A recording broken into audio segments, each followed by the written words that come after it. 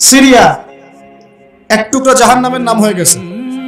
কোন সেন্সে জাহান্নাম বললাম? যেখানে মানুষ বসে আছে খোলা আকাশের নিচে, রাত কাটায় খোলা আকাশের নিচে, খাবার নাই, পানি নাই, যে কোনো সময় বোম পড়তে পারে। প্যালেস্টাইন বাদ দিয়েছে? Yemen, Syria, Palestine, Lebanon, Iraq. Iraq এসেছিল না, বলেছিল যে পারমাণবিক অস্ত্র আছে, পাওয়া গেছিল। ওখানে লাখ লাখ মানুষকে মেরে শেষ করলো। আবু গারিব একটা কারাগারের নাম আছে ওখানে। ওখানে যেভাবে নির্যাতন করা হয় সেটা হচ্ছে এই দুনিয়ার জাহিম। এই দুনিয়াতেও কাফের, মুশরিক, মুনাফিকরা বিভিন্ন জাহান্নাম বানিয়ে রাখছে, এগুলো চোখে দেখা যায় না। এই দুনিয়াতে জাহান্নামের যে শাস্তিগুলা, তার কিছুটা স্বাদ তারা ভোগ করানোর চেষ্টা করে। এখানে একজন মেয়েকে যদি 10 জন মার্কিন সৈন্য মিলে ধর্ষণ করে, কিরকম মনে হবে আপনার কাছে বিষয়টা?